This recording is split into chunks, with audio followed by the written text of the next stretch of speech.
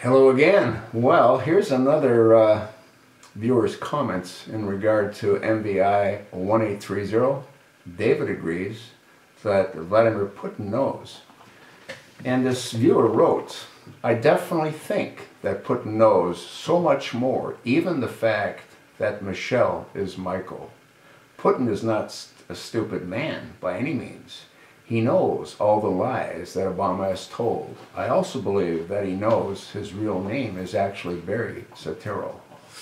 Putin also, I believe, knows that Americans think they vote for a president, but in all actuality, they aren't. The president has already been decided by the elitists.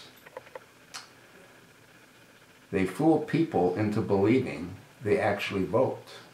As a matter of fact, Bush Jr. lost accordingly to polls votes, but somehow still became president. Putin, I believe, knows all of the scams, secrets of the elitists. Like I said, the president is chosen before people vote. And also, if you study hard, you will see the president's related somehow. The only good, honest president ever was JFK. It's sad to know that he died because he was going to do right by the people. Also, it's said that JFK Jr. died in a plane loaded with a bomb right after he confided in Al Gore that he was going to run for president. No coincidence there, like I stated. Putin is not a stupid man. All he knows, and he knows so much, he trusts no one. And I totally understand why. Well, I agree with pretty much everything that this viewer wrote. I tend to disagree with what happened to JFK Jr. I do not believe that it was a bomb. I did a lot of research on that particular event, being a pilot myself, and he made a fatal mistake. He was not IFR certified, and that's Instrument Flight Rule certified, and he ventured out over the ocean with his wife and his sister-in-law in his relatively new plane. It's a high-performance airplane, which had nothing to do with what happened to him. What happened to him was that when you go out over the ocean, especially at night, it's very difficult to maintain a horizon. And when pilots that are not instrument rated lose the horizon, they tend to develop what's known as spatial disorientation. They tend not to know what side is up. And the airplane, from the records that were obtained from the radar hits, went into a death spiral.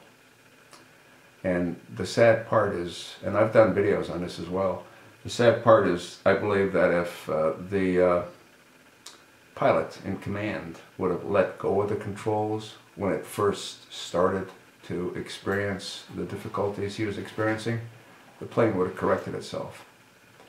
But he overcompensated, not believing what the instruments told him because he wasn't able to read those instruments correctly.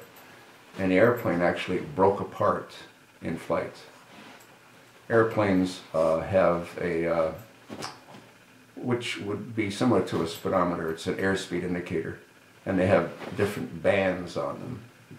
You start off with a white band, and that's the speeds that you can lower the gear or retract the gear. And then you have a green band. Your green band is where you would fly under normal conditions. And then you have a yellow band. The yellow band you can enter when the air is still and smooth. Usually that would happen at night when there's no thermal activity. And then you have the red band. And the red band is designed to let the pilot know that he is about, or he has exceeded, the design characteristics of the airplane. And then the airplane will literally do what I believe happened to JFK Jr.'s airplane. It broke apart in mid-flight. They actually found the wreckage, which they never would have found if a normal, average person experienced what he did. But because he was who he was, there was a great deal of expense exerted to find the wreckage. And then when the bodies were removed from the wreckage, they were burnt and spread across the ocean. So, that's what I believe happened. I hope you didn't mind me going off into a lengthy explanation, but I thought it was important to relay what I believe happened. And I thank my viewer for her contribution in posting what she did.